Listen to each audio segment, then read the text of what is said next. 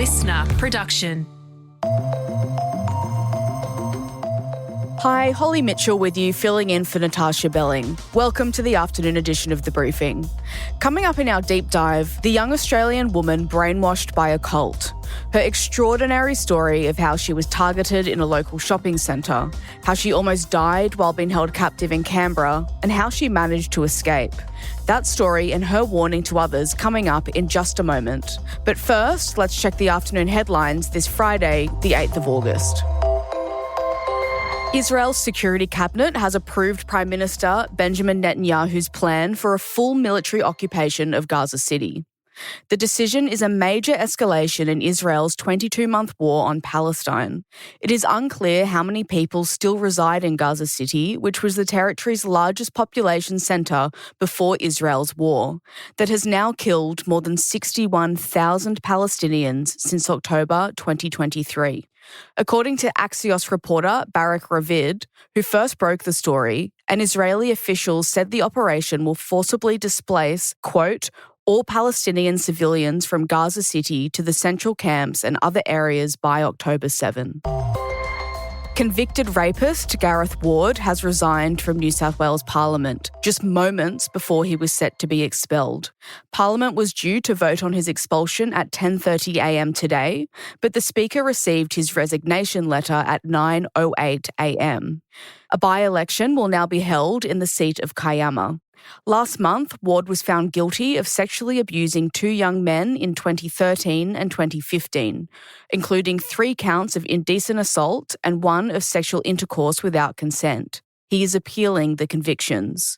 New South Wales Premier Chris Minns addressed the media following the announcement. You're convicted of some of the most serious charges, sexual assault in New South Wales. You can't sit as a serving member of Parliament drawing a parliamentary salary. How can you represent your community from behind bars in Cessnock? Previously inadmissible evidence in the Erin Patterson triple murder trial has now been revealed.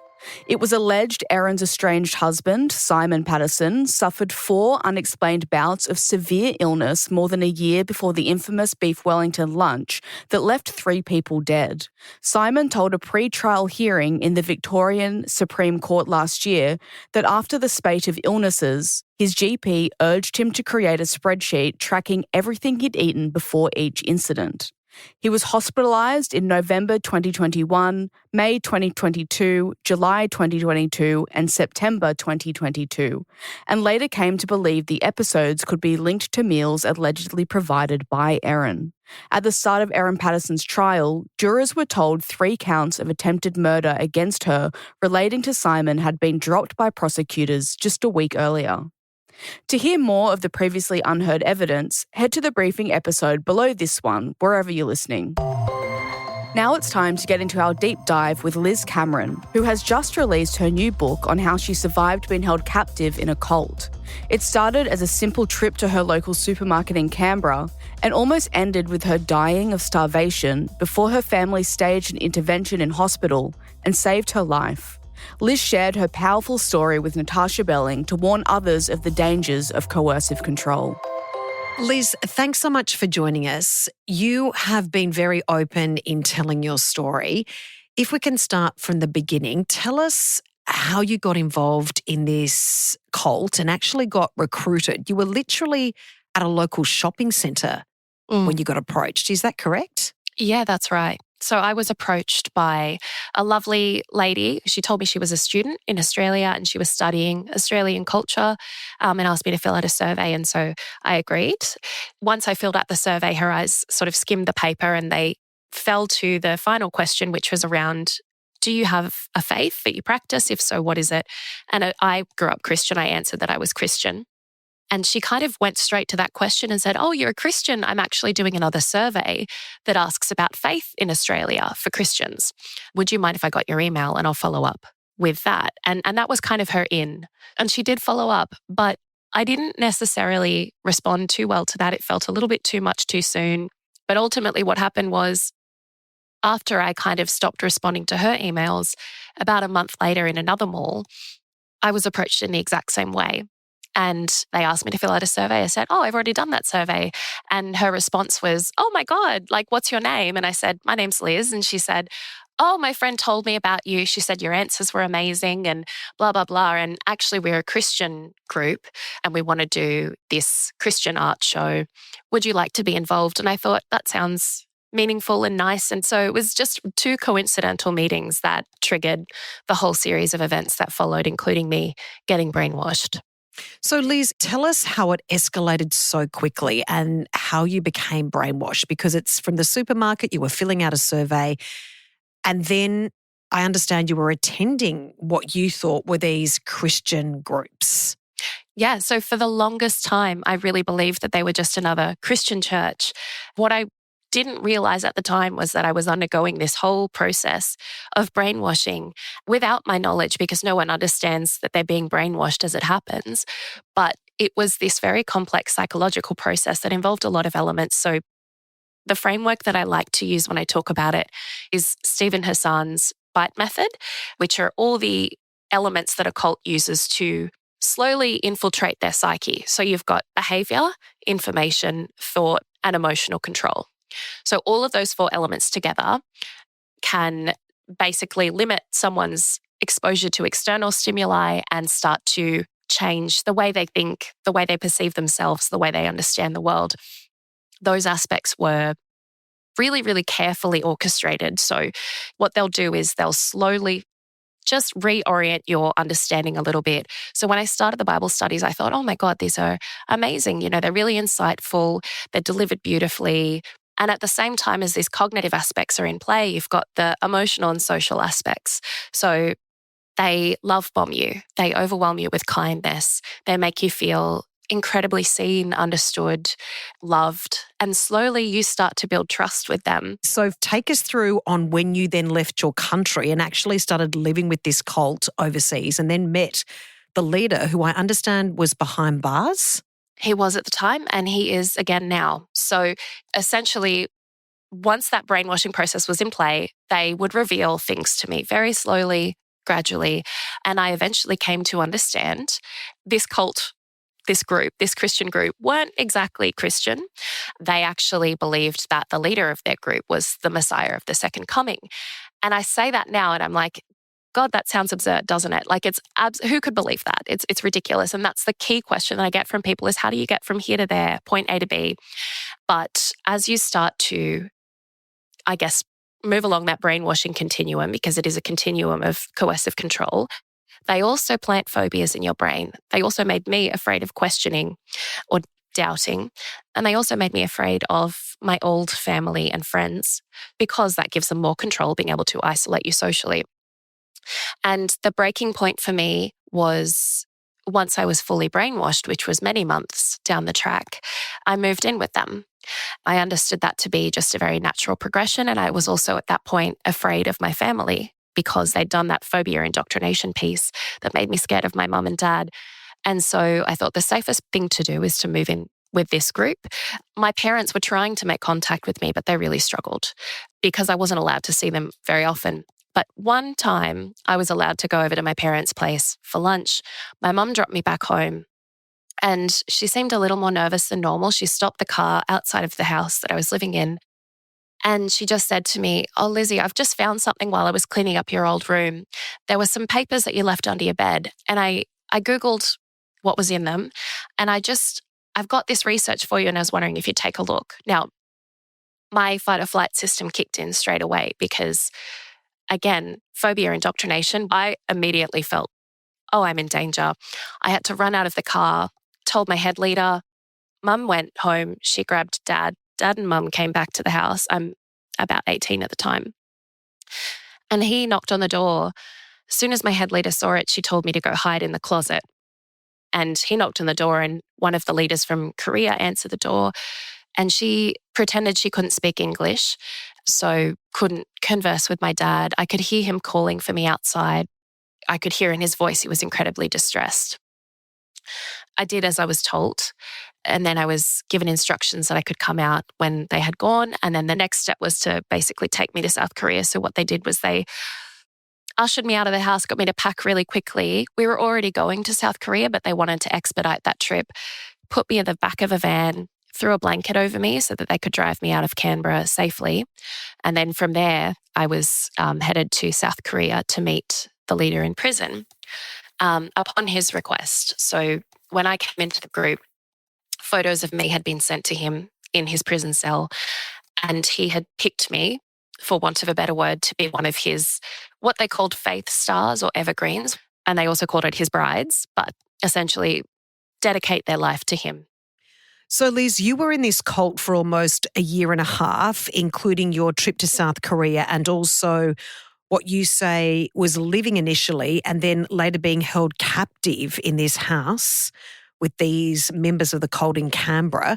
What was the turning point for you when you realised, okay, this isn't right and I need to get out? Really, where I was mostly held captive was a house in Canberra. And it's so strange to so many people because, Canberra seems like a very safe place. Any city, they have churches all over the country. They're very good at flying under the radar, and it is very difficult to spot a cult. But essentially that was where I was held captive out in the open in suburban Australia. And it took me months and months to get to a point where I could leave. And a lot of factors played into that. So of course, they restrict your sleep. They started restricting my food, and all of these elements of psychological abuse and control and manipulation were coming into play. We were under intense amounts of stress. And I think we all crumbled under that pressure a fair bit. Eventually what happened was, because of that sleep and food restriction, because of that control, because of that abuse, I had an illness previously, which kind of flared back up when I was in the group, and I started losing huge amounts of weight and became very unwell. And it wasn't until I was admitted to hospital about a year later after that trip that process started. But I was still very much indoctrinated when I was admitted to hospital. I was told my heart would stop, and I was still prepared to stay in the group and keep working until basically my body gave up on me, because that's how indoctrinated I was. But I was eventually convinced by my mother to go to hospital. When I was discharged, she managed to convince the psychiatrist to discharge me to Mum's house, which I wouldn't have been allowed to do if he hadn't recommended that. And the cult wasn't too happy about it at the time. But what Mum had done was fly a deprogrammer, one of the world's best professional deprogrammers, across the world, from the United States, to basically stage an intervention with me. And so he sat across from me for days on end, and I thought, I'm just gonna let the words wash over me. I'm not going to take it in. I need to make sure I stay strong. But he was very good, and eventually that conditioning and the framework they built up in my mind collapsed, and I was able to see JMS for what it was.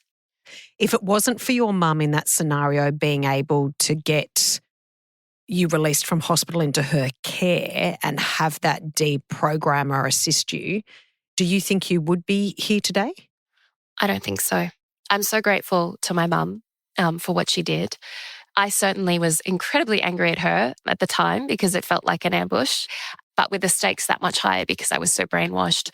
But in my mind, prior to that taking place, I'd come to the understanding and to a certain level of acceptance that I would probably die because I was that sick, because there was no help in the cult. No one was able to support me. In my mind, it was go to hospital, get my strength back up, and then go back to the group and keep working for as long as I could before my body gave out. That was a far better option to me than leaving. And that's what most cult members, indoctrinated cult members, truly believe. So, Liz, for you, the silver lining for you sharing this story and your horrific experience is the fact that not only is it starting to raise red flags for people as warning signs, but it's starting important conversations about coercive control and also some really important changes in legislation and regulations around the country. Can you explain that for us?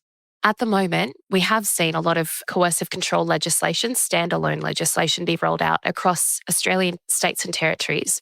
And so that's a wonderful step forwards. But the legislation as it stands at the moment primarily is geared towards addressing intimate partner relationships, family and domestic situations, which it well should. What we're trying to do as advocates in the cult space is help broaden that lens of understanding in our legislation, in our policy, to include what scaled group coercive control looks like, for example, in a cult. We don't have that yet. And it's very hard because coercive control is not a single instance. It's a really long, complex pattern of behaviour. And so, of course, it's not something you can just slap into a piece of legislation or policy and have it address all the nuance that you need it to address. So a huge thing that's happening at the moment is in Victoria, the Victorian government now has established an inquiry into cults and fringe groups. And so that is providing space for survivors to come forwards, tell their stories and write proposals of what they think should be updated or changed in the legislation. And that's really groundbreaking because often what happens is survivors aren't properly listened to. We know this across the board for people who've escaped controlling relationships or families and cults. Yet what we need is for survivors to be listened to. Liz, we really appreciate you joining us and thank you so much for sharing your story. It is certainly set to make a difference for so many people. Thanks again, Liz. Thanks, Tash. Thank you for having me. That was Natarsha Belling speaking with Liz Cameron. Liz's new book, Cult Bride, is out now. That's it for this episode of the afternoon edition of The Briefing. We'll be back tomorrow with the weekend briefing. And on tomorrow's ep, Antoinette is joined by comedian Alex Lee. People see that he's going to sue, I'm not even going to mention him. Like, people just think, and it does end up having a self-censoring effect on the media environment where you go, well, I'm going to mention this person's name and they're probably going to come after me. So what's the point? I could just, it is just comedy. I'll just make a joke about something else. I'm Holly Mitchell. See you next time.